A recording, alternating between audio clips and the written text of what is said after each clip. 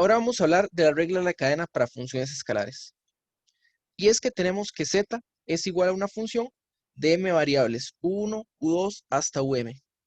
Pero en este contexto vamos a tener que estas variables a su vez son funciones de otras variables. Digamos que u1, u2 hasta um se pueden escribir en función de variables x1, x2 hasta xn. Entonces lo que tendríamos sería una composición. Y aquí es donde va a entrar la regla de la cadena en varias variables.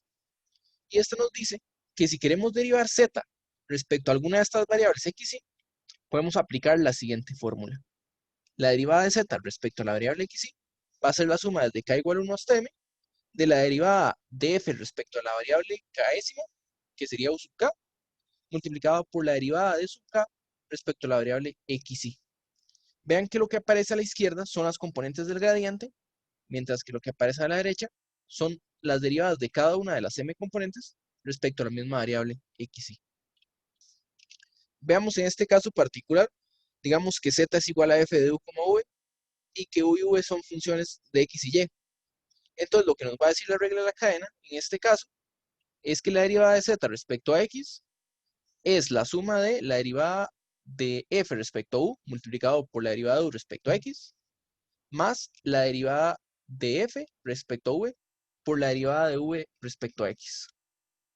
Y lo mismo con la variable y. Otra forma de escribirlo es que z sub x es igual a f sub u multiplicado por u sub x más f de v multiplicado por v sub x. Y de forma similar con z sub y. Lo que vamos a tener es un esquema de dependencias. Entonces, ¿qué es lo que pasa? Bueno, vean que si queremos derivar z respecto a x, aquí hay dos dependencias respecto a x, una que pasa por u y otra que pasa por v. Entonces vamos a tener una suma, dos términos, y en cada uno de estos vamos a tener el producto que va del camino de z hasta x. En este ejemplo nos da una función f de xy que es igual a x a la 2 más 2xy. Y nos dicen que x es igual a r por coseno de teta y y es igual a r por seno de teta. Y nos piden, determine la derivada de f respecto a la variable teta. Entonces aquí, ¿qué es lo que pasa? Vean que tanto x como y dependen de teta. Entonces, lo que vamos a tener es las derivadas parciales de f multiplicadas respectivamente por la derivada de x con teta y de y con teta. Entonces, primero que todo, la derivada de x respecto a teta, derivada de coseno es menos seno, y la derivada de y respecto a teta, lo que tenemos es la derivada de seno, que es un coseno.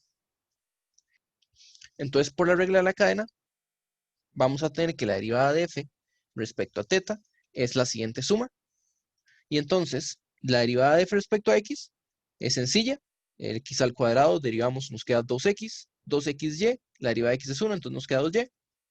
Mientras que en derivada en y, el x al cuadrado se hace 0, y la derivada de 2xy es solo 2x. Entonces, tenemos ese producto con los términos de arriba, nos queda lo que tenemos acá. Dependiendo de lo que queramos hacer, podemos quedarnos con esta respuesta. Pero en algunos casos, como la derivada respecto a teta, tal vez nos interesa más que las variables x y y no aparezcan en la ecuación. Entonces podríamos despejarlas, sustituyendo x por r coseno de teta y y igual a r seno de teta. Podríamos hacer el despeje y nos debería quedar menos 2r a la 2 seno de teta al cuadrado. En este ejemplo tenemos que z es igual a una función de u, v y w que viene dada por e a la u, v por coseno de w. Y tenemos que u, v y w están dados en función de x y y. Entonces nos piden determinar la derivada de z respecto a y. Entonces, como podemos empezar es que cada una de estas variables depende de y. Vamos a ocupar la derivada parcial de cada una de las variables respecto a y. Entonces tenemos la derivada de u respecto a y, vemos que es x. La de v respecto a y, vemos que nos saca una x y nos queda coseno de xy. Mientras que la derivada de w respecto a y es igual a 2y. Entonces la regla de la cadena nos da la siguiente fórmula, en la que aparecen las derivadas parciales de la función f de z respecto a u, v y w. Entonces derivamos la exponencial, bajaría, en el primer caso baja la v, en el segundo caso baja la u, el coseno se queda en ambos casos y la derivada de coseno es seno negativo. Y aquí nos queda esta fórmula de aquí. Se puede sacar factor común el e a la uv para que quede más sencillo. Y de nuevo, tal vez nos interese dejar la fórmula así, no hay ningún problema. O tal vez podamos pasar las variables x y y para ciertos efectos. Y lo que nos sería esto. Veamos este otro ejemplo donde z es una función de u y v, u igual a coseno de x y a la 3, u igual a logaritmo de x a la 2y.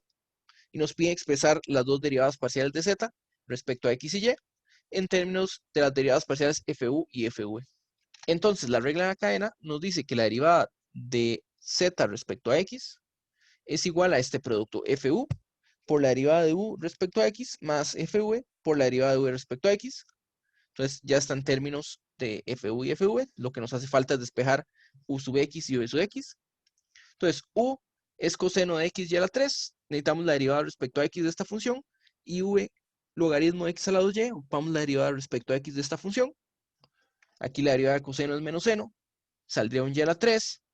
Y la derivada de logaritmo, 1 entre x a la 2 por y. Y saldría un 2xy. Entonces, nos queda esta formulita de aquí. Y que podemos simplificarla a lo que tenemos aquí. Y por último, para sacar la derivada parcial de z respecto a y, lo que vamos a tener es una fórmula muy parecida, solo que en u y v queremos la derivada parcial respecto a y y no a x. Y entonces aquí el coseno de nuevo es menos seno, pero arregla la cadena de la derivada de x y a la 3, más bien nos va a sacar un 3x y a la 2, y del logaritmo nos sacaría más bien un x a la 2. Entonces nos queda esto que tenemos aquí.